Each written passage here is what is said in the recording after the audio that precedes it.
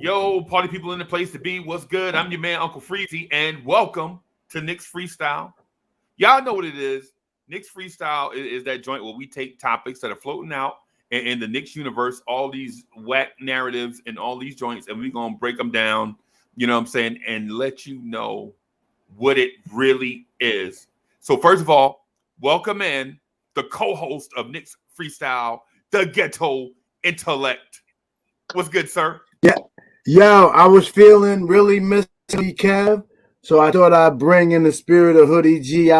Let's Oh, go. wow. What's up? Wow. Knicks Wow. Freestyle. We in the Bim. building. And we Bim. still in dress Bim. down all season. But unlike Ben Simmons, I'm coming to training camp. Yeah, Bim. And let's not forget about the host and creator of Knicks Freestyle, the man, the myth, the legend himself, Mr. Freaky.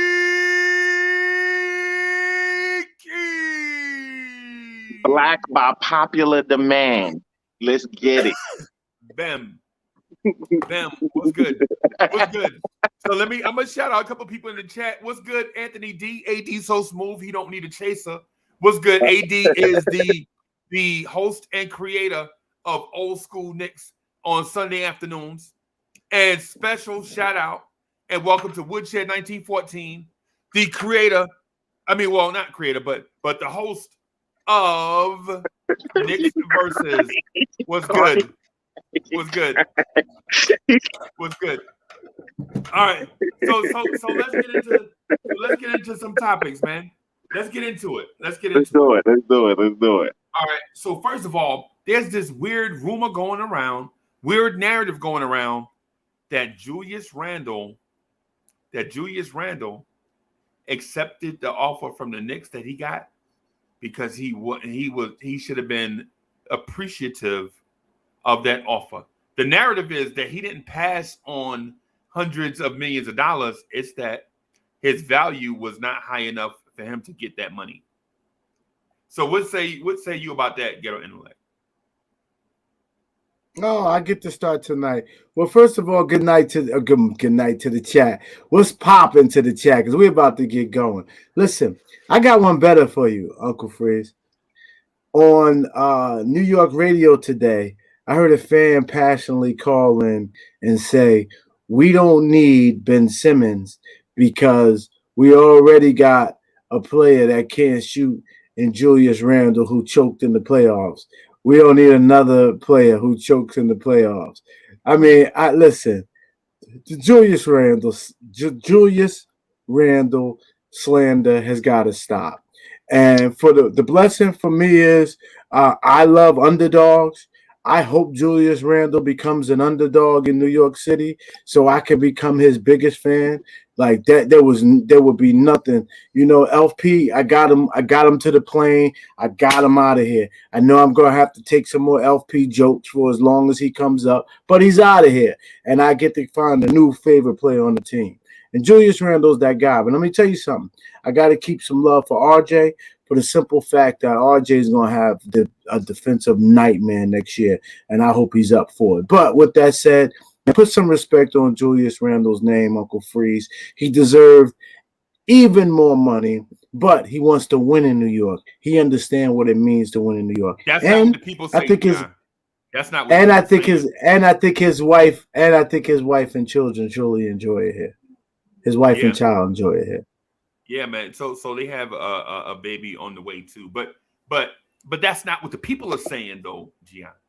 The people are saying that Julius Randle would not have gotten this contract anywhere else, and he should feel appreciative to the Knicks that he got this deal, right? And I want to pass this to Free Keith, right? Because I think I know his stance, but I want him to share it because I think Free Keith might be in the minority in this, but I'll let him, or we'll move out of the way so Free Keith can scorch the earth. Man, minority, like if you call common sense the minority, okay, I guess I'm in that. Like, but yo, I just feel like, man, Randall really is getting like G.I. said, that there's a slander cloud around Randall for like what reason I don't understand. Because this is a sidebar, like we were talking about Ben Simmons the last couple of days, of course, because he's in the news, like he ain't coming back to the he vowed never to come back to the Sixers to put on the uniform again, whatever. And like Cats was really like, oh, like, yeah, I'll take Ben in a heartbeat. Like I'll take Ben. I'll trade Ben for Randall even. Like some cats were saying, I'll trade Ben for Randall. And like those same dudes, or I should say this, these in this particular conversation I was having in the thread, you know what I'm talking about. Yeah. And like fans were really there's a contingent of fans that really kind of like are waiting for Randall to fail. And that contract situation actually, like, they try to spin that the narrative is being spun that like he took the contract because he was scared. Like he was scared to bet on himself. And my contention is, and this is like, because all of this is speculation, but like to me, the facts point to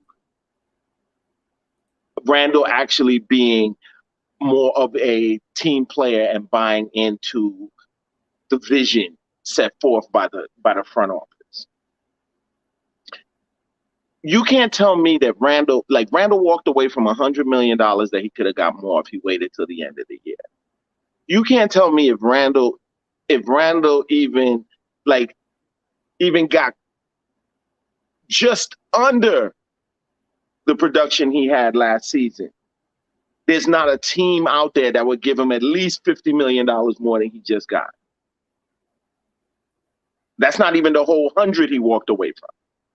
You know what I'm saying? Like and that's a lot of money. We talk about these players. We talk about these guys' checks and these contracts like they little bit of bread. $50 million, like he really like was that scared that he walked away from $100 million? Nah. I tend to think, based on Leon and Worldwide West creating a team situation that Randall wanted, getting the coach that Randall wanted, getting the coaching assistants, the background, Kenny Payne and the rest of them that Randall wanted. You know what I'm saying? Like, I feel like they did everything that he wanted. He found success from it, and he's actually being a team player and helping them in what the future goals of the team is. I really feel like what we're looking at is a very unified team from top to bottom. And I really feel like it was the relationship and the trust that allowed Randall to really kind of make the move that he just made. Right. Because none of us expected that. And I'm the biggest Randall fan. I didn't expect him to walk away from that kind of bread. I wouldn't even ask him to. Right. Okay. All right. Oh, here's the thing. Are you saying that Julius Randle has a sect of fans that just like his stardom in New York? Is that what this is about? Say it again. Is there a sect of fans, right? Yeah. Is there a sect of fans that just flat out just dislike Julius Randle? Facts. No. This is it's par for the course, but yeah. And I guess we can't really focus on them. Like I'm trying not to. I'm not focusing on them. The only reason I keep bringing up other fans is because, like, in this particular forum, we're talking about our fandom, and we're talking about the products of the fandoms and the thoughts that come from our fandom. Like, these conversations are what's out there, and I just feel like it's like people are really not, like, they're not being and I hate using the word fair because fair is not a real a real thing. Ain't nothing fair. Yeah, so You know what yeah, I'm saying? fair But is like, not a mature but they're word. really not being fair to Randall. Like the same people that kick Randall's back in for his for the one playoff for his playoff misstep, his first playoffs, first playoffs, and he's leading the team, this, that, and the other. Like definitely a sucky performance. But Ben gives those up in the playoffs regularly. Right. But cats would definitely jump on that bandwagon, and want Ben just to get rid of Randall. And that, to me, is weird. Total sidebar. His contract. I think what we're looking at and not appreciating, and I've heard more cats than just Randall speak this talk about the front office and the environment there. But like them cats are using words like yo, family, and this, that, and the other. And it's not just one or two. Like this is the conversation that you hear around, like this is what is coming out of this organization. While we're not getting any news and we're not getting we're not getting any leaks from the front office. What we are seeing from the front is the actual affection that these players have for like the organization and what's going on.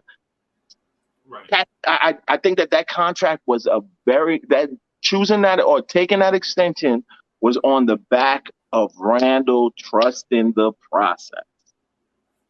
Really? Really? I really think so. Really. And I think that fruit will come to bear later on, and it's going to be, and I'll let y'all know I'm here for the I told you so. Okay. Okay. So what you think, Gian?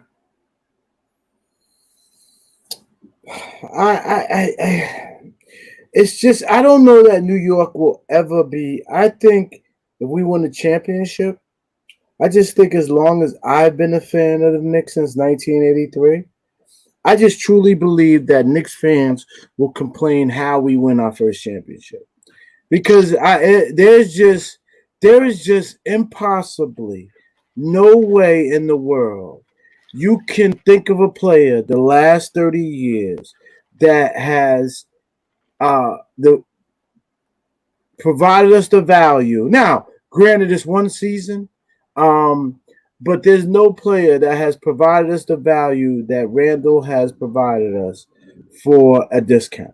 We absolutely have Julius Randle for a discount. I just want to hear if anybody saying we don't. I want to hear the argument that we do. And if you recognize we have him at a discount, you realize that the light bulb should go off. The only other question it will be is, will we get R.J. Barrett at a discount? And that time will come. And unfortunately, young man's got a tall defensive order in front of him this year that'll dictate what his value will be for the team. But I'm just convinced that you'll never be able to satisfy a New York Knicks fan. But I'm here for all the smoke that comes our way. Of course. Yo, We want the smoke. Bring it. Put your big boy pants on and stop hiding behind others.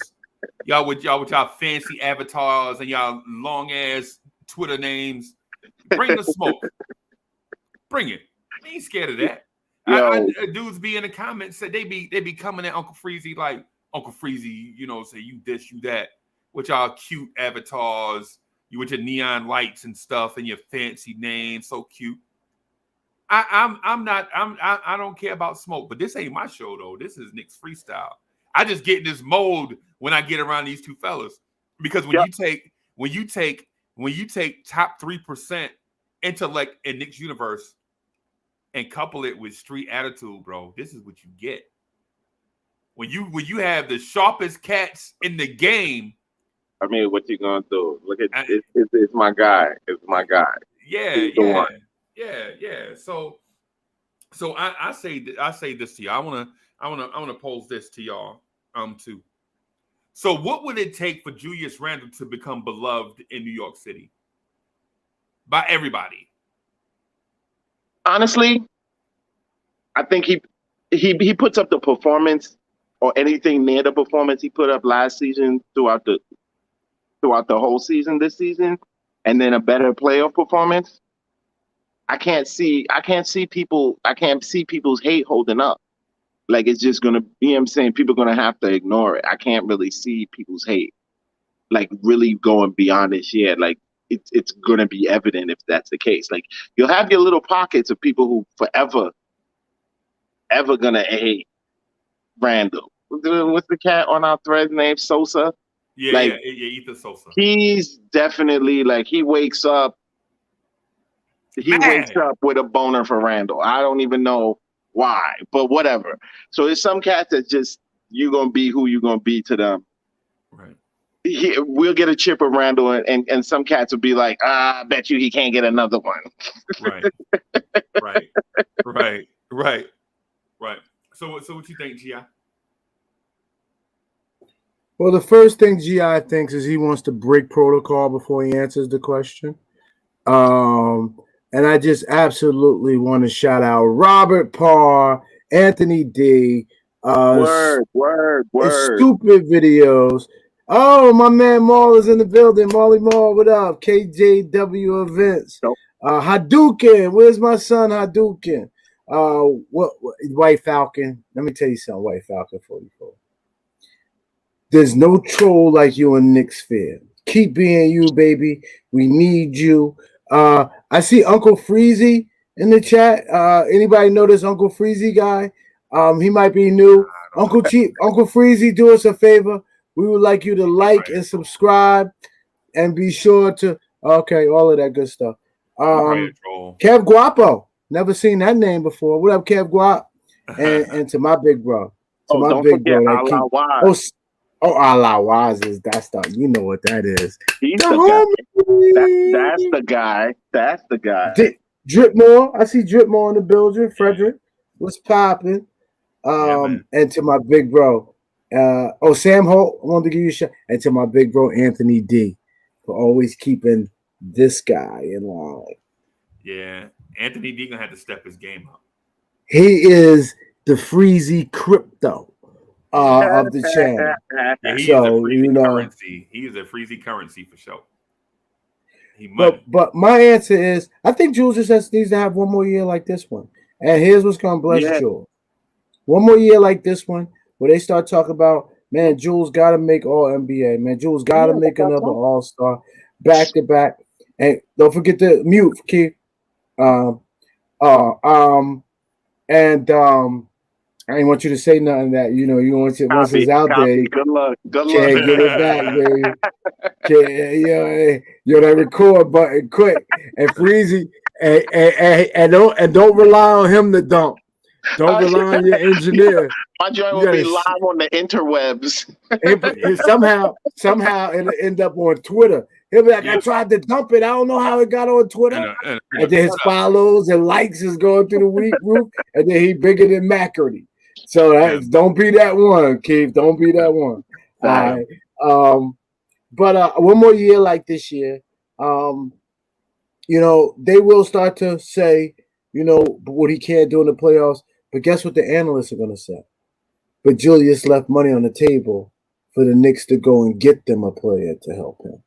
Unlike, I'm not going to say no name, unlike any other player that has been charged with leading the Knicks in the past 30 years, he wasn't out to get all of Dolan's bread. He didn't come here under the pretense that Dolan is going to open up the bag for me. And I'm going to tell you something. Guess who's going to respect that more than anything? James Dolan.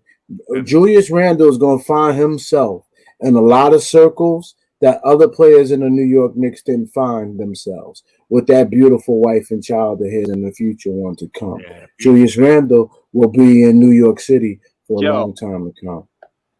I was about to get into that. You hit the nail on the head, Julius Randle ain't dumb. He's like, what he has done, and I'm talking about like from the time he got here, you know what I'm saying, that stuff wasn't going right. Cat's kicking his back in. Yo, my man stayed with it. What he went and did during the COVID year was decided to go in the lab and get better. He solidified the fact that he wanted to be here, and he did what he needed to do to make sure that that was solid. He came back and showed us that. Cool. Cats don't want to give him any props. You know what I'm saying? Give him any props for the mentality that's behind that kind of thing. Contract time come up. We all discussing like, oh, like what's going to happen when Julius, you know what I'm saying, goes for his bag and like, oh, this max and super max and who don't want to give him the max and why we don't need to give him the max, and he turned around and take the freaking smallest extension. None of us even discussed that. Right. None of us. Right. And you were surprised when you saw it, right? I was surprised because, like, yo, like I wouldn't have even asked. I'm not even asking the brother to walk away from a hundred million like that. Bro, do you know how much $100 million is? It's a lot. I mean, I don't know. This proved to me that I can never be a GM, because when I saw the articles, I said, "There's no way Randall will do that. He stays in tip-top shape. He ever since his injuries, he understood why he got hurt and what could stop him from getting hurt. He went through this whole season. People expected him to break down. He went at least 20 games past what we expected him to do. I said, there's no way he's not going to gamble on himself. Why would he take less money from? Oh, come on, man. I'm sorry. Unreal. New York's blessed. No, you didn't interrupt. I'm saying, come on, how more blessed could we be? Right. You ain't interrupt. But that's what I'm saying. Like, and I feel like cats make me feel sometimes crazy for thinking like that. Like, what, like, how come everybody else don't see this? Like, literally, guys at the beginning of last season were already predicting which lottery picks we were going to get, and this before we had game number one. And how quick can we trade Randall? Why is he even still on the team? And I was saying, why is he still on the team? He's going to stunt the growth for all the players. I said that. Your man, White Falcon saying it right now. Right. Like what? Like, what is it that I'm seeing about Randall that's like not evident? Like, I don't get it. Let me show.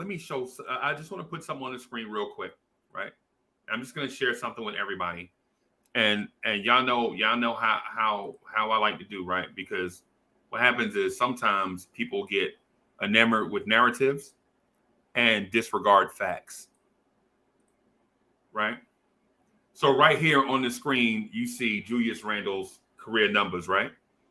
And you see the last 3 seasons, this man has averaged 20 and 10, right? For 3 straight seasons, right?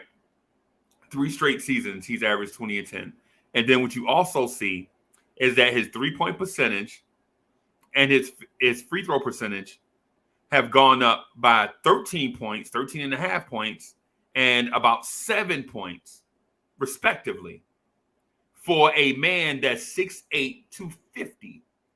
So Both to have for a man to be 250 pounds to shoot 41% from 3 is amazing. And for a man 250 pounds to shoot 81% from the free throw line on a lot of attempts is amazing, right? Because we all know the bigger you get, the smaller your free throw number is. Look at Mitchell Robinson. Mitchell Robinson shot at 7 foot tall. Mitchell Robinson shot 48% from the free throw line. But his free throws are getting better though. Yeah. So what I'm saying is this. I'm kind of co-signing what Free Q said about Julius Randle. Like, what else does Julius Randle have to do in order to prove himself to Knicks fans? And I hear both you guys. I'm gonna take this down real quick. I hear both of you guys, and I think the pettiness of a certain sect of Knicks fans is so real and tangible that winning a championship is not enough for them. What they need to see Julius Randle do as have that Mecca performance. They need to see Julius Randle score 64 in the Garden in front of them for them to be a believer. So I don't even think that that's enough. Like, I don't even think that that's enough. So the world is not enough. The work is, see, for when you, I said this before, but like, it's when you invest in hate, right? When you invest in hate, it's kind of like you can't pull that money out the account until you get a return on that hate. Okay. You know what I'm saying? So like, it's like that 64 points, and then the same hater would be like, oh, I bet you he can't do it again. I bet you that's the only time you ever see that from out. Like, you just watch his best performance. You'll never see that again from him. Like that. Like he did that against the Wizards. Yeah, like it'll be something else to knock that. And this whole play, and Cat used this play. The first thing you say when you start talking good about Randle last season, Cats bring up like, oh, like, but his playoff performance. Yeah, it was sucky.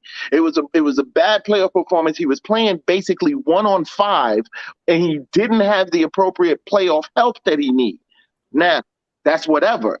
You're going to kick the man's back end for his one playoff performance, but yet cats like Ben Simmons, you thirsting after. Yet he's flubbed in the playoffs multiple times. Yeah, like, I don't understand the internal hate. Like to me, like, Randle is the light switch that turned on this team. Right. I want to talk to Wacko real quick, because I'm not really, that's my man. I'm not really sure what's going on.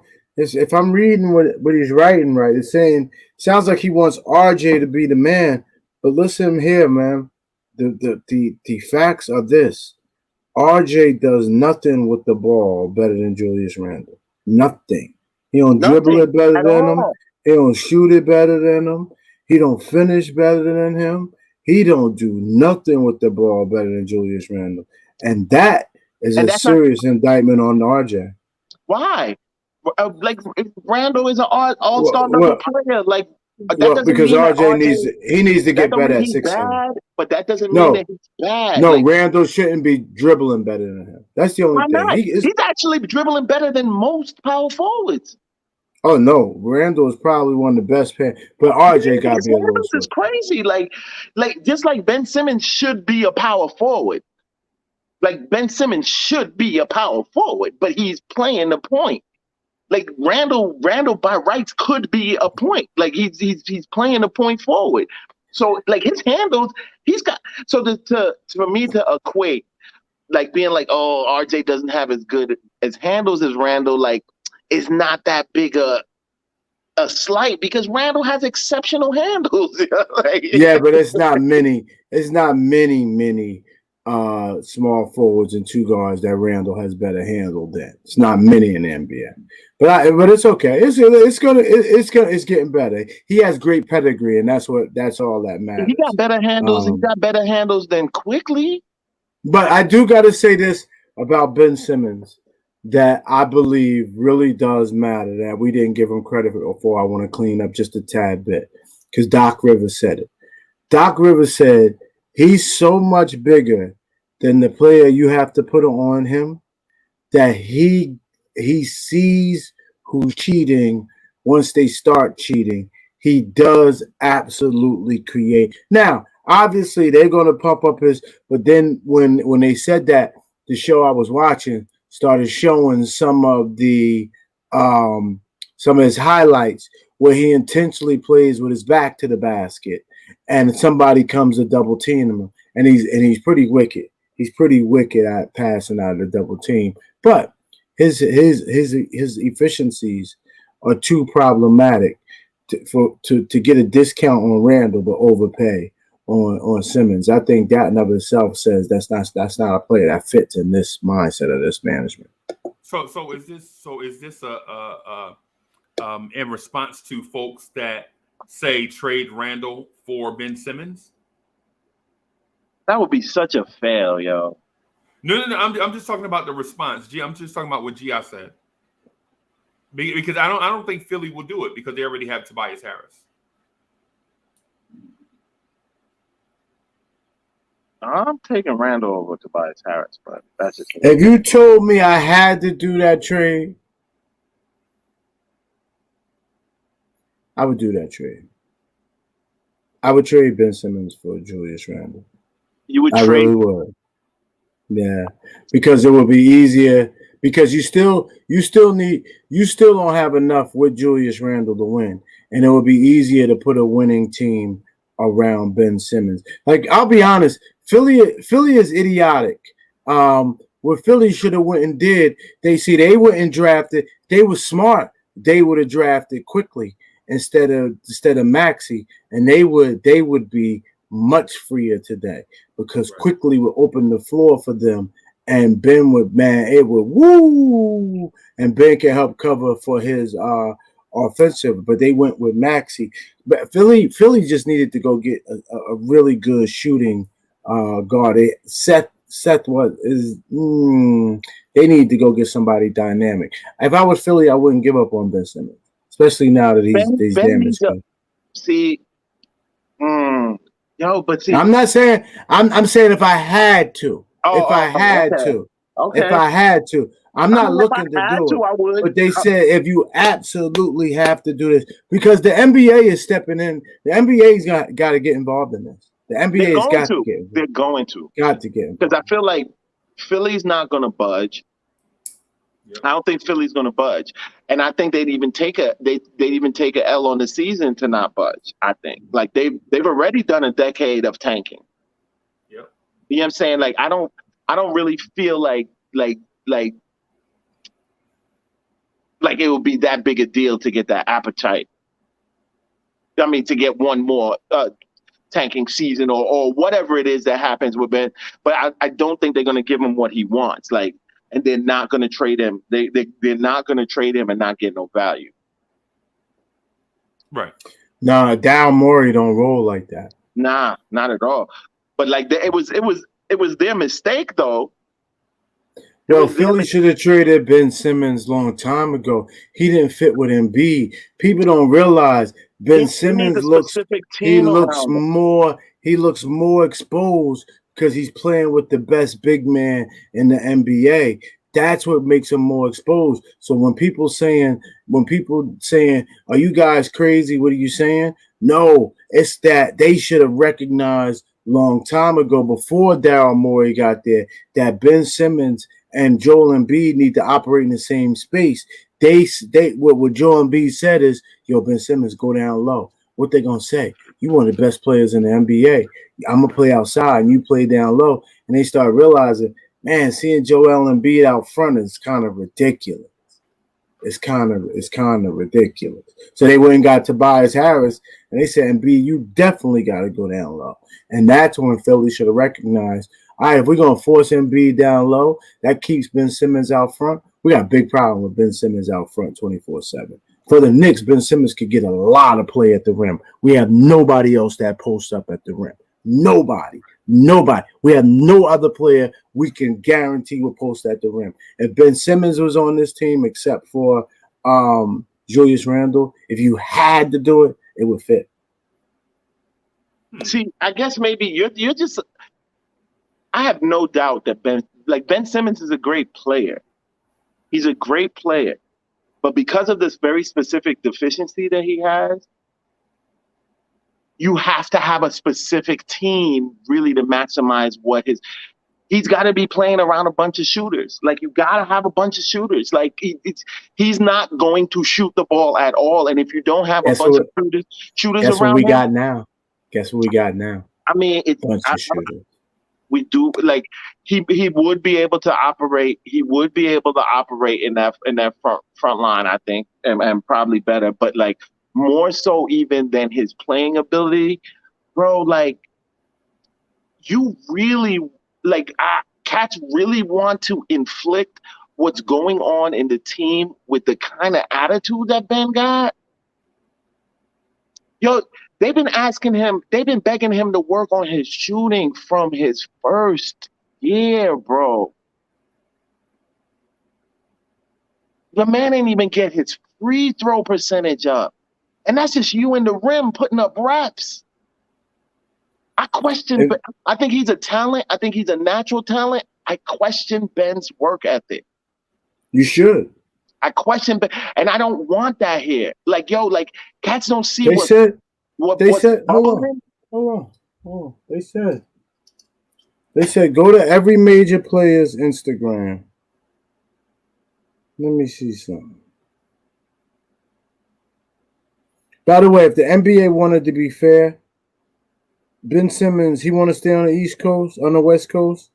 The send his tail to Sacramento. They got an issue anyway. They don't want De'Aaron Fox.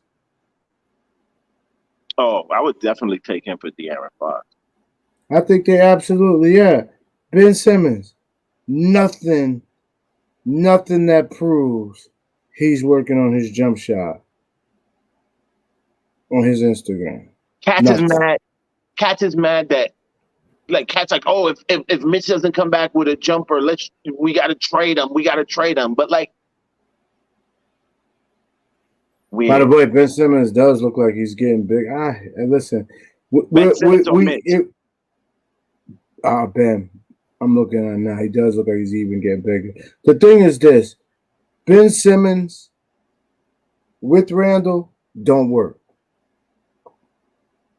Ben Simmons with a bunch of shooters, like you said, definitely will work. But it's nothing to talk about. It's nothing to talk about because it ain't happening. It definitely ain't nothing to talk about. But I do think he can work with Randall only because, like, they're both playmakers. Like, and Randall has a great outside shot. So like that versatility might work out. But like he can't be on the court with, like, there's got to be at least 3 shooters on the court with him. Well, that's just it. What it would cost us to keep Randall and get Ben Simmons wouldn't work. If we was trading Ben Simmons for Randall, then that's the only way it makes sense. And I don't want to do that. I would not at all. And like, there's no way I would even consider picking up Ben unless it was on the low. Right. That's just me. Right. And I would say this. I think the organization deserves some blame here. A lot of it.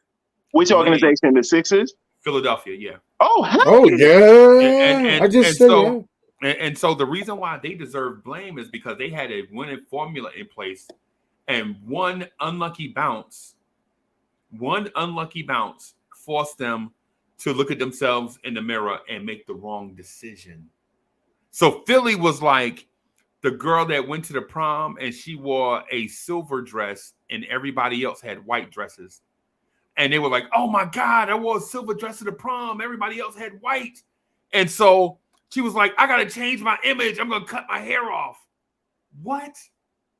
You were one lucky or unlucky bounce away from taking the same route the Toronto Raptors did. But instead of signing Jimmy Butler, y'all brought in Al Horford. What in the world are you doing? Philadelphia, why didn't you re-sign JJ Redick? Why didn't you just bring the team back and try it again? You were one unlucky bounce away. You were not, you didn't get blown out. You lost in a tight series to the eventual NBA champs. But just think about something. The process was 8 years ago. I want to feed you more. I want you to keep going. Don't stop. Keep going. Right. The process was 8 years ago. They're getting a little desperate, Freezy. Look what we gonna be 8 years from now with the same movement. They got desperate. Go. That's another conversation, though. What about the cats who wanted us to mimic the process? Right. It took them 10 years to get to where they are right now, not being able to get out the second round, and we almost at their neck. Right. 10 years to only having one player from the process. Right. So you telling me you did all of that? You called it the process. Take it for the long term. 10 years later, you only got one of those players. So for those that don't know, the Philadelphia 76ers lost a tough first round series when they had their starting point guard was Jrue Holiday. Their starting shooting guard was Andre Iguodala. They had Lou Williams coming off the bench. They had Maurice Harkless at small forward. And they had Nikola Vucevic at center, right? Think about these names that I said Drew Holiday and Andre Iguodala. That was their starting backcourt, right? Both of those guys went on to win championships with other teams, right? But they need to get rid of them for the process. So they lost in the first round, and like the girl that wore the silver dress to the prom when everybody else wore white, they were like, "Oh my God, I messed up. I'm gonna get a tattoo on my face." Really, you overreact like that, Philadelphia, because you lost in the first round, so you burnt the team to the ground and started the process, right? And all these years later, all that losing, all you've done is progressed one more round in the playoffs. After all that losing, right? After all these bad draft picks, Jahlil Okafor, all these bad draft picks y'all made, really? You could have drafted Devin Booker, but you chose Jahlil Okafor. So I don't feel sorry for Philly at all.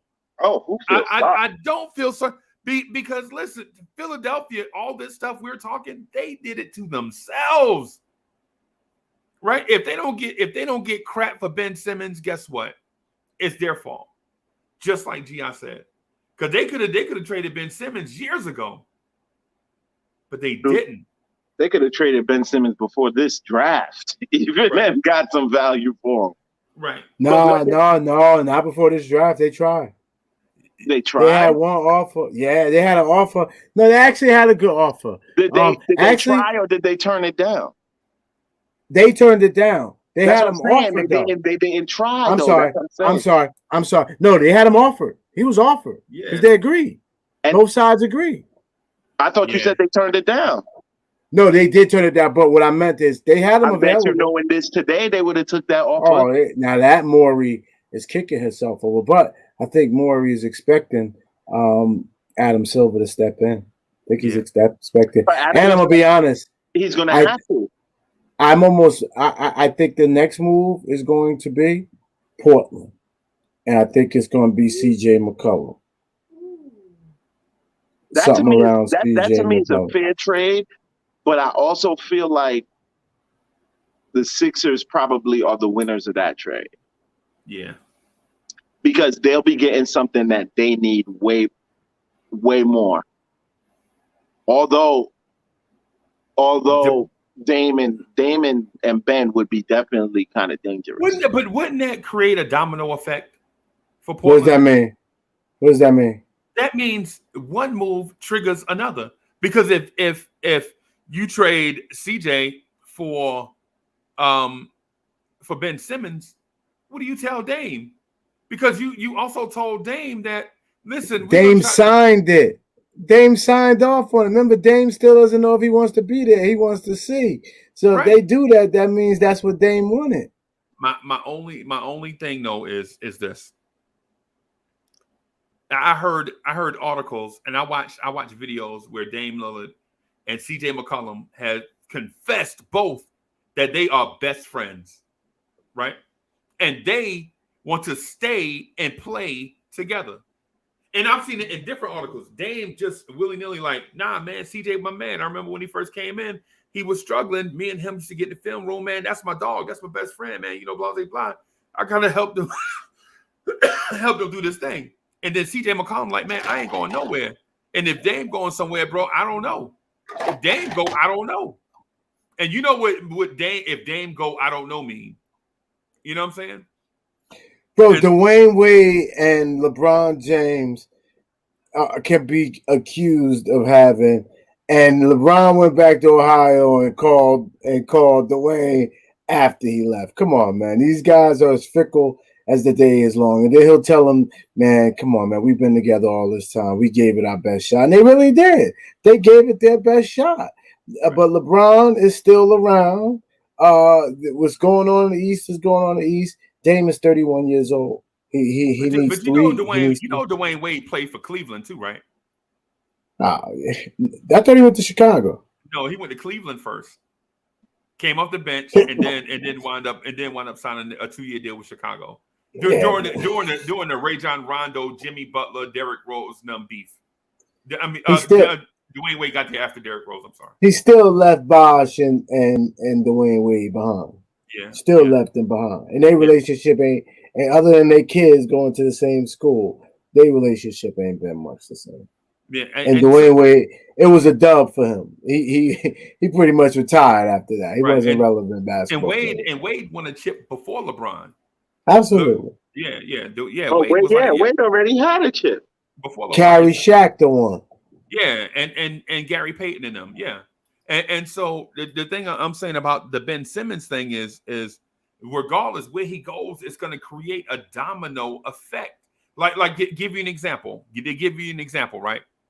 The mere mention of Ben Simmons going to Houston is what wrecked the relationship, what made the relationship irreparable, right? Irreparable. You know what I'm saying? Because of the James Harden to Philly, the deal that did not go through. Okay. Did not go through. Right? When finished Ben Simmons was reading that media, and then Embiid saying, "Yeah, I guess us not taking open shots." Embiid's immaturity, speaking out of turn. He's supposed to have his man's back, and he didn't. Yo, I don't know why anybody said anything. Like that was where everything started to crumble. Was like, but I blame Ben for this too. And this is another thing. Like, basketball aside, like, Ben doesn't, like, he didn't even take any responsibility. Like that post game interview was just him being indignant. Right. Yeah, and then when other cats threw him under the bus that he wasn't willing to say himself, his integrity looked shot. And he's not from the United States. He doesn't understand the media. At that point, it was a wrap. They should have traded him then, because that's when. Because you could look at Ben and the way he responds to things, and I can tell he got like at least like 2 or 3 Janices behind him in his camp, in his family. Yeah, he got like KP's brother. Like I'm sure he got a couple Janices that's like really coddling him and putting a battery in his back. Yeah, you bigger than the NBA, Ben. Yeah, basically, you bigger, man. You a 6'10" point guard, Ben. The league ain't never seen this before. You bigger than the league. Let me tell you when Ben Simmons was untradeable. Long before that, when this coach started taking him out in the fourth quarter, bro, it was a wrap, bro. When he started sitting them crunch minutes because they just started hacking Ben, his value was shot. Thank you. They should have traded him 2 years ago when they saw that him and Embiid, and he wasn't improving. Dude, the one thing that they asked him to do every year, he didn't do. Like, I don't know how, like, cats can look at that and be like, I want that guy. Like, he's not a bad player by any means, but, like, if we're going to expend the energy, I'd rather it be for a better target, yo. Right. I'd much rather it be for a better target. Okay. Well, let Ben me ask comes you this. along with some other problems that I don't think that we really want in this culture change. Well, let me ask you. Go ahead. Is it gonna be Ben Simmons? You want to stay Ben Simmons? You go because it's Ben Simmons, but it's a little reach. But go ahead. No. Listen. You remember when because Phil Jackson is an idiot, but he's a troll, right? But remember when he said LeBron and his little posse about to mess the NBA up? Right. And they kind of doing that. You see what's going on, Rich Paul? Yeah. They're kind of like you see who Ben Simmons. You see who Ben Simmons. You see who Ben Simmons is. You sure you want to open this can of worms? Yo, if you bring this up, Phil was a crotchety dude. He was crotchety in old school. You see, and we absolutely that, bro. GI, I will absolutely take my mata and shoot it myself if I cause harm to somebody else. That's the type of dude I am. Ain't gonna be no trial. I'm not putting y'all through that. I'm gonna deal with my maker. Okay. I'm telling you now. I said Phil Jackson. I've researched him. He is liberal as the day is long. He could do no wrong, and I still tried to defend him. But I called him an absolute racist that day. And now I look back, and the dudes that supposed to be breaking in to protect the brothers is doing the brothers wrong. They only caring about themselves, and they the only ones getting any championships and doing. They listen here. Let me shut up, guys. How many other agents got public lawsuits? Based on lying to cats. Yeah, this is, and I hate it because like it's a group of brothers, and I love how LeBron put his guys in place, but they are making Phil look correct, yo. Y'all bringing up this guy. What's Gregory Castillo saying? Who's Adele? Hold on. Who's Adele? Shouldn't have been president, but he had a lot of prophetic. There's a lot of stuff that he said that's coming. It's a lot of stuff he said, and we enjoying these first round draft picks that he refused to trade. And y'all was like, get Melo help, get Melo help. And now y'all sitting here and enjoying him first because he was like, I'm not getting Melo nothing. Melo can't take me to the mountaintop. I'm not putting nothing behind Melo. People kick the can down the future. I still say that was Melo's fault. Oh. Well, no, not getting Melo help. Phil could have traded the first round draft picks. No, definitely. But like also, Melo is the leader of the team, and he didn't want to play ball. Like he literally, like he pushed back, so everybody else is gonna push back. He didn't want to, he didn't want to change his game. He didn't want to change nothing. And I love Melo. I love Melo. Wait, Rich Paul is really dating Adele? Yeah. I thought he was. Yeah. I thought he was a. I thought he was a short. I thought he was a money make you tall. Come on, look at Kimura. Look at Russell and Kimura, bro. Like money make you good looking, bro. When you lying down on your wallet, you a lot taller. Yeah, bro. I'm just saying. These dudes is all about the bag, man. These dudes are all about the bag. Dude, they're 100% about the bag. Pro tip.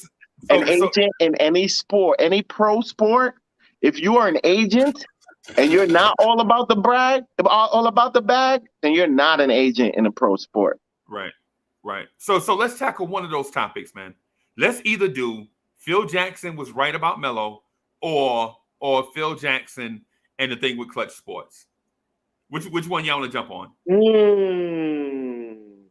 Because we gotta do this. This should be next show. Since we still got another show. Yeah, that's 30, a lot, bro. Like you want to jump into that now? We only got like a half. We might need a full 90 minutes for that one. I was gonna say y'all gonna go. We got no pads.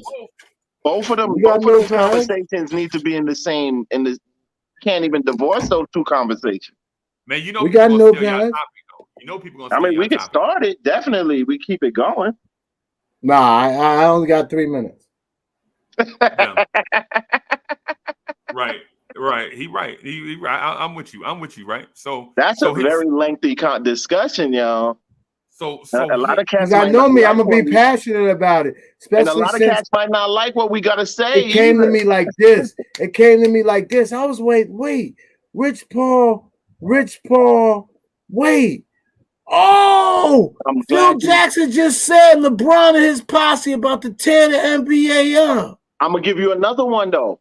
Like it's weird because like everybody jumped on his back about him calling them a posse, but then nobody went into the context of what he was saying about the posse and like how it is that that what they're doing is gonna ruin the NBA. Bang. It And don't matter. Phil's It don't matter. liberal. It don't matter what. It don't matter what Phil term is a you hippie. use. Phil is a So you literal can't talk hippie. that racism. So I want my young people to know. So we're not looking at my black skin, and I'm saying, because I did say that was a racist statement. Now that I know that I could trust that he's liberal, and now I got hindsight. He saw they was using yo, come here, homie. Like, how you go, yo, you want to come hang out at the mansion? We're gonna show you how to get the cars, how to bling. You know what I mean? We got the Instagram popping. We gonna get your followers up. LeBron gonna post you.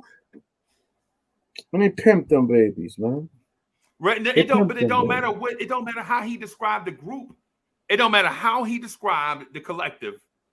People were gonna take it out of racist context.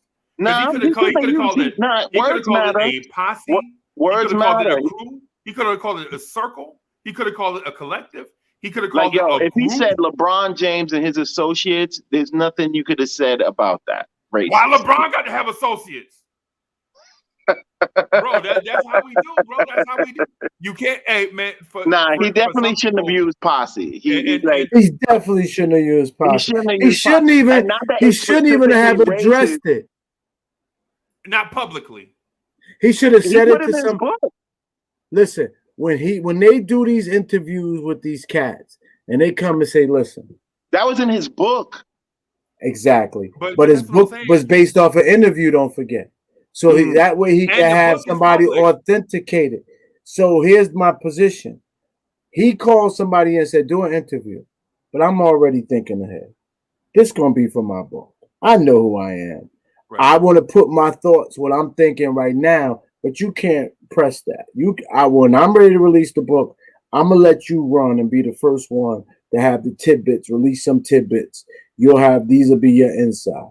That's when he should have said, I'm noticing LeBron James, how he moving. He's supposed to be a player, but the way he got his boys under him and making them agents, he's using his influence as the most important player, and it's going to make it impossible for any team to do anything. And if you end up with one of their players, they're going to make it play. They're going to hold you hostage, and you're going to be owing them all this money, and they're going to drill the value out of it. Keep your eyes on who you sign and who they're affiliated with, which is why I'm happy again, Julius Randle. Let's bring this full circle, and we can end where we started. I'm happy Julius Randle ain't no LeBron James groupie. I'm happy he ain't on that banana boat, and he ain't one of the hot dudes that Instagram is popping, and he out with his cars and stuff.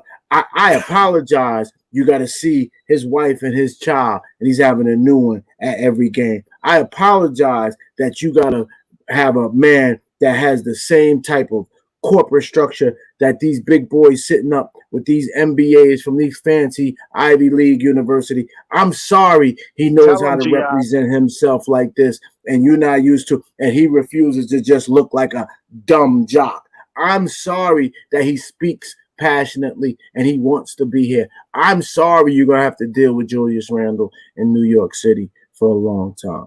My bad. Unlike my friend, I'm not sorry. But for all of that, though, y'all just gonna have to be mad. I sense there was a bit of sarcasm there. You know what I'm saying? You know what I'm saying? So, but with that said, is that a shot like, at sorry, Carmelo White Anthony? Falcon, you just gonna have to be mad. Is that a shot at Carmelo Anthony? I don't want to. Carmelo's getting shot close at to White retirement. Falcon, 44. That's who it was. Who else? Him and his Cody. He got a Cody on here too. I think it's Manchild. Yeah. But I got to be careful. Manchild is Cody. While we walk into the season, and it's preseason, and we just keeping our voices sharp and keeping our time slot. First of all, I apologize. My big bro Sarge, I seen you down there. Shout out to you. I'm gonna get you one of these freshies because I know you're not on the East Coast, so you can't just walk in any store and get the freshie. So I'm gonna get you a freshie. But and snappy too, because you got a A big head. snappy. You know. Yeah, I don't want you. I don't want you to be trying to get it fitted. I don't know if they got enough material for a fitted for that head. But pause. But but we keep it our time slot fresh. I'm sitting here cracking all my jokes. I forgot what I was gonna say. I'm coming for. I think this is my wind down, right? Yeah, Right. that, This Now, is my now, good night, right? were you shading Carmelo Anthony, bro? Oh, I'm glad. There you go. This Carmelo's getting close to retirement. You never know when Carmelo's last season is coming. I'm gonna give Carmelo his roses. He's been gone long enough. We've shifted many gears. Once we won again without him, at the level we won last one with him, that clears the slate. yeah.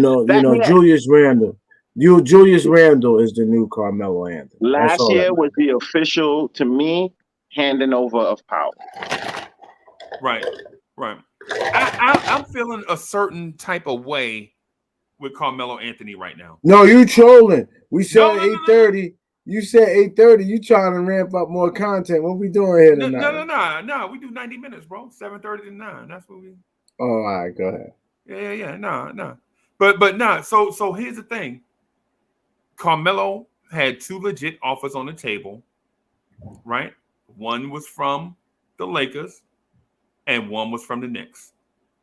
What the Knicks was offering, and based on I saw his interview on Troop TV or whatever it is, on YouTube, I think it is. Um, um, it's my first time seeing it, but he did an interview with somebody, Troop something, right? And basically, the two offers were on the table. The best offer and the offer that made the most sense, Carmelo to the Knicks this season.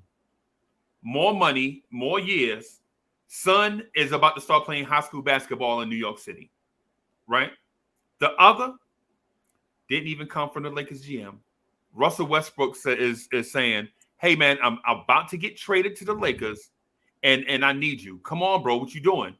Russell Westbrook knows this like a week beforehand, before it's announced. Hey man, I'm about to get traded to the Lakers. You know what I'm saying? We need you out here. We need you. He's like, yeah, man, let me think about it, man. Y'all know Carmelo. Carmelo's like, man, I need some time to think about this stuff. And this is what he said in the interview. I need some time to think about this stuff. You know, I'm not a knee-jerk dude. I need time to think. And we all know that because we saw Carmelo in New York go through the gambit of waiving his no-trade clause. He had to really think about that thing for years almost, right? Before he waived it, right? And so he was like, yeah, my son about to play high school basketball in New York City. You know what I'm saying? It just make more sense for me to go to the Knicks. Then LeBron calls like, bro, I need you in LA to win this chip. And now you're talking about friends. When a friend say he needs you, now I want you. He said, I need you. I need you here to help me. Right then, the deal was set. Carmelo to the Lakers. LeBron James called the dude and was like, yo, I need, because and y'all know who LeBron James is. LeBron James, even his friends, he don't just get on the phone and call friends like that. You know what I'm saying? When you see LeBron James' number show up on your phone, you know this is important. You know this is bigger than regular stuff. You know what I'm saying? Because LeBron got 100 people. He like, hey, call such and such and let them know to meet me at such and such spot. But when LeBron James go through his phone and call you, that's heavy. So now it's Melo to the Lakers. If they win this chip, I think Melo will be a Knick next season. I see that. I think that's more plausible than the reasoning you was giving for why he went there. Like, he wants a chip. Right. He got gold. He got Olympic goals. He got what you call it. Like, the little bit more money that we was offering ain't really like he's a multi-millionaire. The little bit of money that we was offering is not going to replace him leaving the league without a chip. You know what I'm saying? Like, now it's legacy time. He at least got to get that little piece of hardware. But I still feel his last year in the league, he's going to be on the Knicks. He's going to leave this league a Knick. I'm here to tell you, Free Keith, I ain't gonna lie to you, bro. I'm past it. I don't care. I'm I don't care. I think it's a good nostalgic thing, but I don't care one way or the other. Yeah, I think we passed the Melo to the Knicks thing, bro. I think I'm beyond it. I'm ready to embrace Randall and RJ. I'm ready to embrace the future. Dope. I don't want him I wouldn't want him in any kind of prominent role. But like, yo, we need 15 cats on the team. That's not the 6'9" guy I'm looking for. We we need 15 cats on the team. I don't even mind Melo being like yo, it's his heyday, whatever, this, that, and the other. He's like the 15th, 14th man on the bench. Like, you think that's how he wants to close his career? Who cares how he wants? But I'm saying that look at how he had to fall back already. His ego has already been like, he's already had to take his ego under control and realize that he needed to fall back. Right. Yeah, but playing next to Dame had to be easy. He's picking who he plays next to. Makes it easier for him. I feel you, but he's also not in the traditional Melo position. Right. He's not the main guy. He's not a top 10 He hasn't been the main guy for quite a while. 5 years at least. Yeah, like he knows this. He knows what part of his career he's at. I feel like it just would be a good nostalgic piece if, like, when we're on our chip run, we're on our chip run season, I would not mind picking him up for a super vet minimum and like, okay, like he's insurance on the insurance on the bench. Like yo, like Cat's he got done. He was one thing that made the Knicks enjoyable to watch for a long period of time, almost like a decade. Right. You know what I'm saying? Like I should say I value that. Like I like get a man to his flowers if you can. Right. I would rather win the chip first and then bring Melo in. Oh, you wouldn't want him? You wouldn't want him on the ride? No, I want to win first. Win at all costs. I don't care if Michael Jordan came out of retirement and wanted to be a Knick, bro. I want to win a championship first. Oh, that's disgusting. Like I wouldn't. I don't care, bro. I don't care if Pat Ewing got in the Fountain of Youth. I want to win a chip over everything. I don't care about nostalgia, bro. I feel you. Our team need depth anyway. What do you mean? Like depth is. I'm not talking about him being a main guy. Like he's not. He doesn't have to be a main character. I think that's what you're filtering it at. Bro, I'm just saying. Man, look. If Theo Pinson could be on the team, Melo could be on the team. Well, yeah. He better than Theo. Yeah, I mean, yeah. You mean what? Like, is this the truth? Like, he's still better than he's still better than every 15th man on every team. But he not coming to be the 15th man, bro. He wouldn't. He coming to your city. He coming to your city. This is super hypothetical. This is super hypothetical. So, like, I'm not. It's crazy that we're even like investing so much energy in it, but like. At the tail end of his career, I don't see that being a problem for him, bro. Yeah. To nostalgically ride off into the sunset on the team on the Knicks. Yeah. But scorers don't have that type mentality, bro. Scorers have this mentality of I get buckets. He'll get a bucket or two. He'll get some shots up. Right. But this is wrong. But Melo knows where Melo's at right now. He's not your main focus Melo anymore. He knows that. Right. Well, he knows that. He was coming off the bench for a little while. Right. It's like y'all ever notice it for boxing fans, like tacticians know when to quit. Like the dudes that can counterpunch and have ring presence and are smart boxers. Know when to punch, know when to defend, know when to conserve energy, know when to feint, know when to fade, know when, you know what I'm saying? They know all these things because they train. So they know when to quit. They'll go 45, say go 45 and 5, they'll fight 50 fights, and they'll be like, listen, 50 fights is enough. but punchers never know when to quit.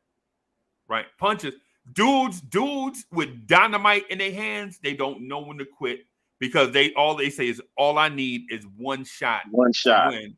You know what I'm saying? All I need, he can beat me up the whole fight. Evander Holyfield, right? And things like dudes like Melo, scorers don't have that mindset. But so maybe you haven't been watching him though. Like I have. Dude, he has not been like that. His gameplay is not the gameplay of the Melo that was on our team.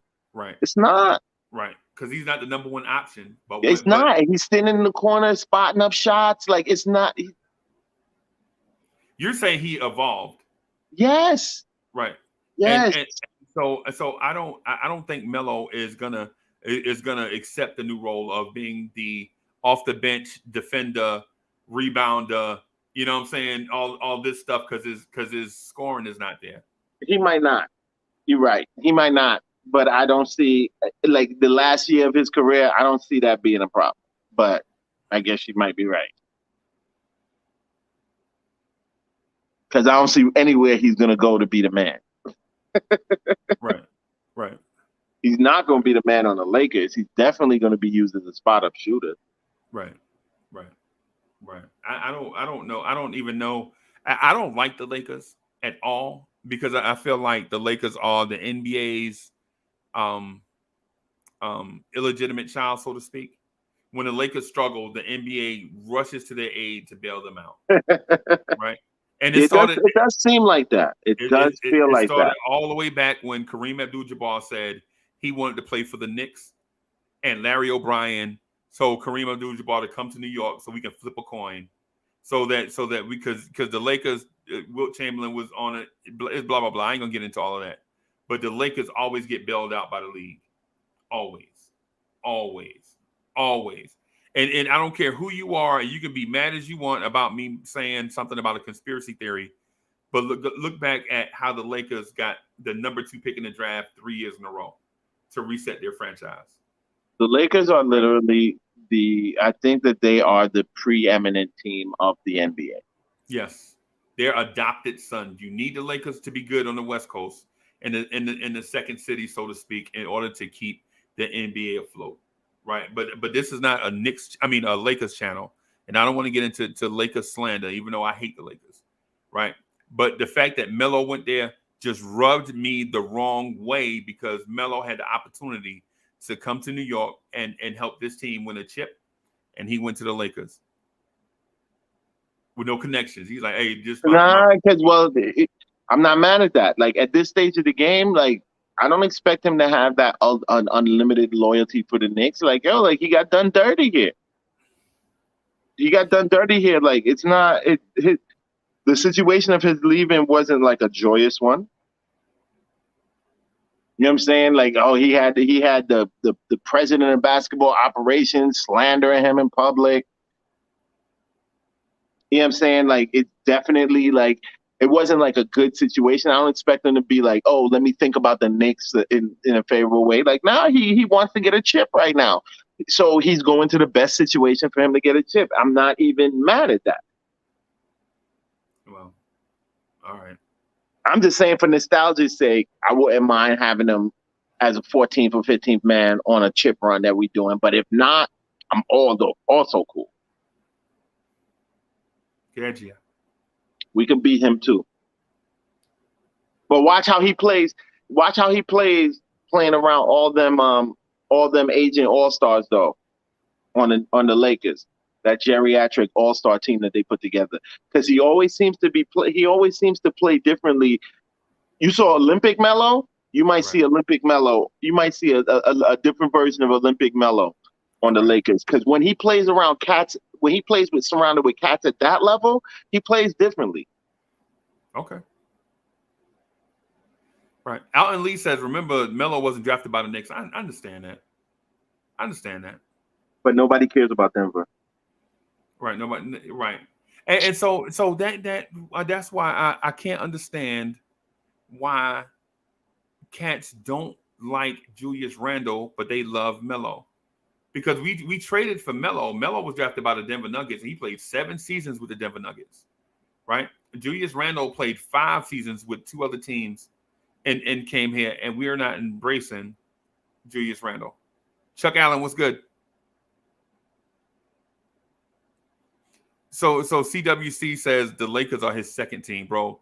The second team thing, man, makes me I get so frustrated, bro, with the second team. Yo, listen.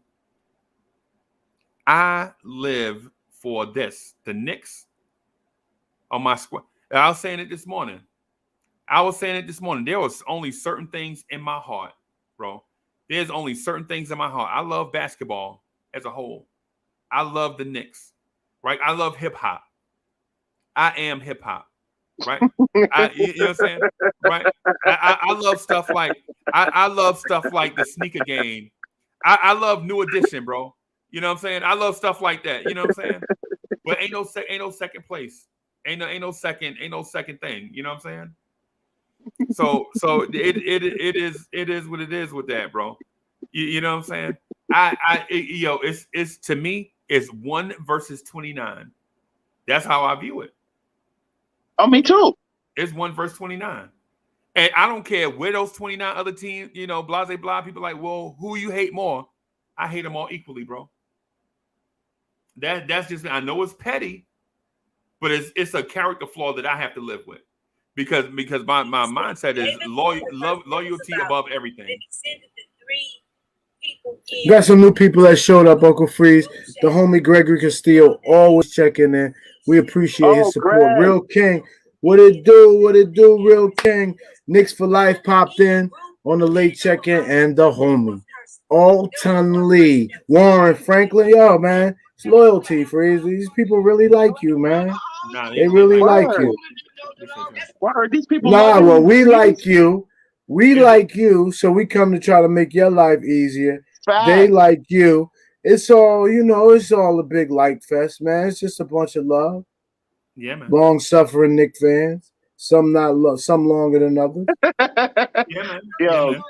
Gregory Castillo be mad. Is that somebody funny. got something playing in the background? Is that one? That's not me.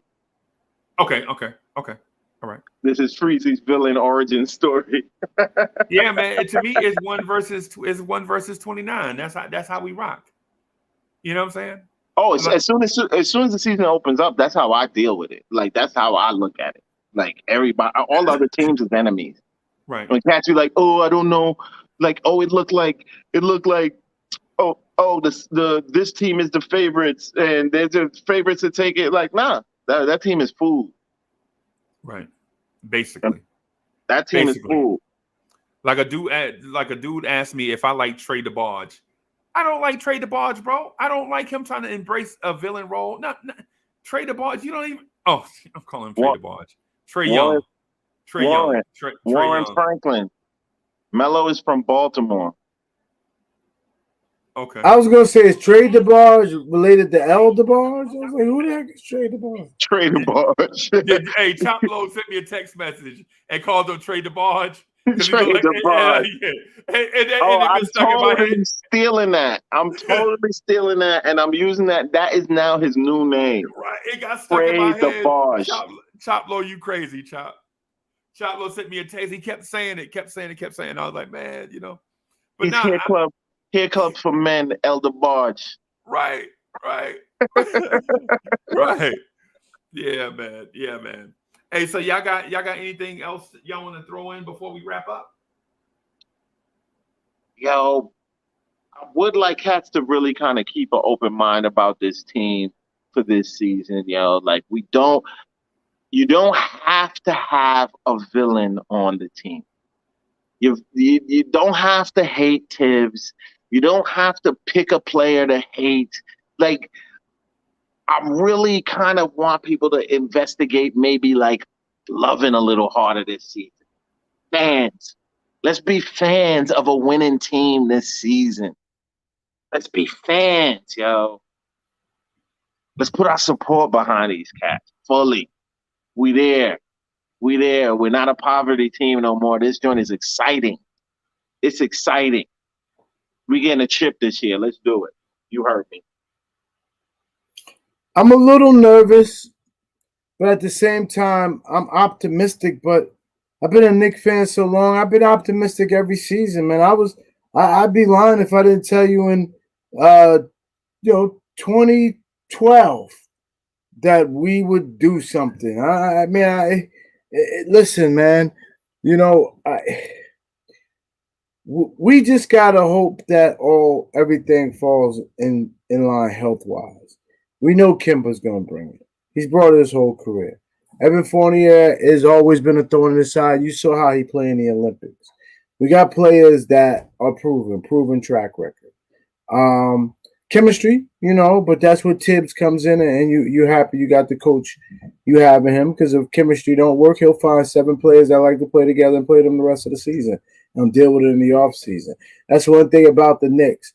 Tibbs will not be beholden to the players that Rose put on the bench. Or Tibbs politics. is about winning games.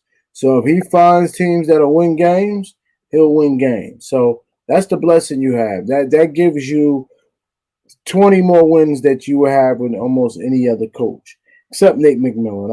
I really like Nate McMillan as a coach. He showed me something. He might be the only other Tibbs type coach out there that could take defense and turn it into wins. But I'm excited. I think Cats didn't take him seriously, but go ahead. Yeah, no, we didn't take him seriously. I did. I took him seriously. No, I'm talking about I think other coaches didn't take him as seriously as they should have. Well, he should have been given many opportunities. He should have been given. He should be in Dallas. No, Dallas. Yeah, Dallas got a new coach, right? Yeah, isn't Jason Kidd down there now? Jason Kidd. Yeah, he should have absolutely been lined up to take the job in Dallas. But what you gonna do? But I'm excited. Again, optimistic, but again, nervous because one injury, and that changes everything. Yeah, one injury to Randall, one injury to Fournier, or one injury to Randall, Fournier, or RJ, and we're in big trouble.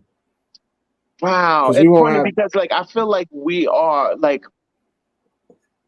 we have a certain depth right now that I think that I feel like, and not that I'm God forbid any injuries, but I feel like we have a certain depth right now that actually kind of insulates us from a certain amount of player loss through injury.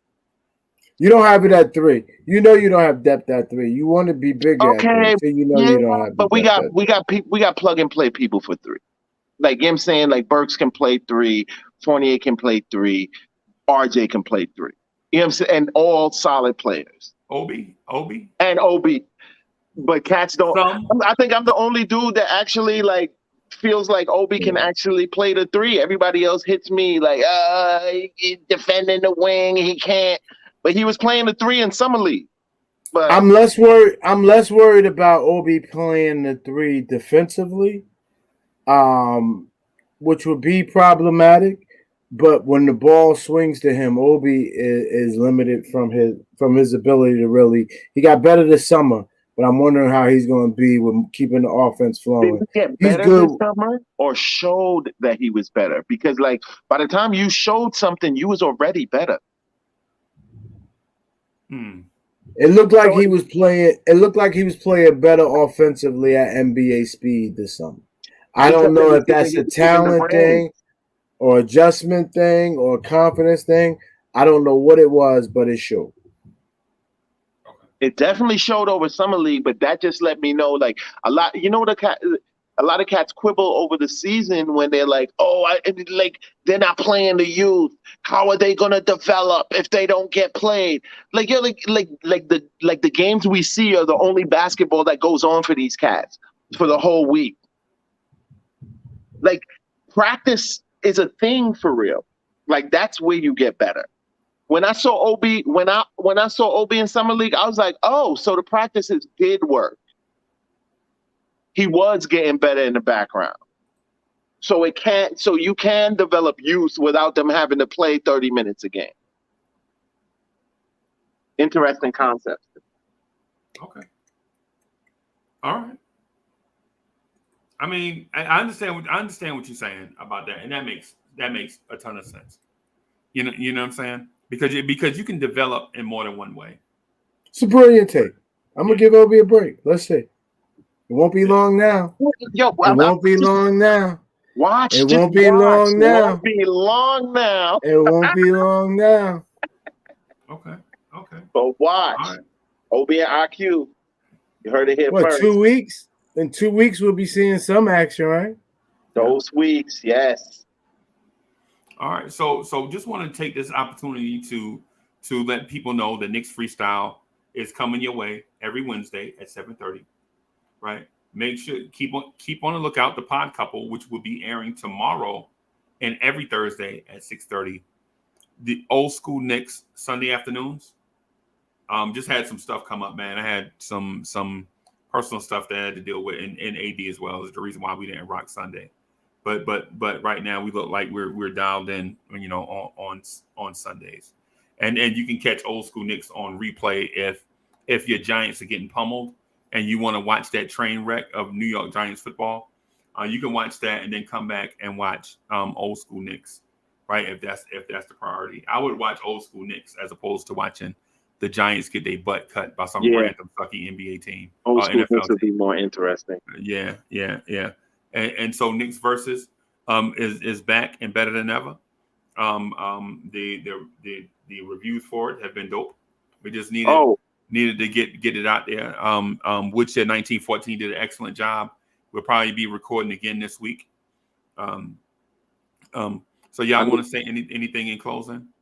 Yeah, I want to say shout out to the Pod Couple tomorrow. I'm still practicing, putting in heavy golf practice on Thursday, but those weeks are limited. In fact, I might have 1 or 2 more. So soon as soon as the season starts, I won't be missing the Pod Couple shows. But I would like, at some point, in the versus concept, Knicks Freestyle versus the Pod Couple, and Woodshed 1914, Go Mob could be the moderator, and you and him can create the format, and we just come, with hat in hand. I'm used to hat in hand. I'm not sure. I'm not sure if cats are used to just coming with hat in hand. But me and Free Keith, that's the conversation. That's the type of conversation we used to. Hat in hand. Just for the record, Cornerstone Cav and G-Man for Life told me that y'all are too new at this, that y'all are walking the building with blindfolds on. Y'all are walking in the building with blindfolds on. That's how new you are. You know what I'm saying? So they say you don't want that smoke. And for anybody that know what I'm talking about, they know what I'm talking about. Yo, I'm true to this. I ain't new to this. They just listen. They say y'all want the smoke, but you don't know what smoke is. Y'all want it because y'all don't know what smoke is. Yo, why are people always trying to pull our chain, yo? Like, I be out here trying to be civil. You know what I'm saying? I'm trying to bring my blood pressure down. The doctor was like, yo, like, you know what I'm saying? You need to get your blood pressure down. These cats is really out here trying to get me killed. They trying to kill me, yo. I was waiting until Keith is done. It's funny that we're new, but we run a much more professional platform. Wait till we get suited and booted and coordinated. Listen, the sky's the limit for this show. That's all I can say. And people love us. Look at the numbers. We all the way up. They don't lie. The numbers don't lie. The numbers don't lie. They don't lie. The numbers don't lie. You know what I'm saying? The numbers don't lie. So maybe we can hook that up. I will talk to Cornerstone Kev and because I know G-Man for Life already wants y'all bad. Oh, G-Man knows what it is. You know where I'm at. Right. You know where I'm at, G-Man. G-Man already. Especially at 7:30 on a Wednesday. You know where I'm at. G-Man, we know you. Man. We know you old, but the young boys today, they say, pull up. Pull up. Drop Addy. Drop Addy. Drop Pull Addy. up. Pull up. Right. No doubt. Maybe we can get if y'all got a few seconds after this, man, I wanna talk to y'all about something real quick. But I'm gonna thank everybody and then close this out. Hey, thank you everybody for coming through. Thank you for watching Knicks Freestyle. Love you guys. The Blorange Tears representatives, GI, Free Keith coming through. Dope tapes is usual. Again, next Wednesday, 7:30, we're gonna get out of here. We'll holler at y'all later. Peace. Love y'all.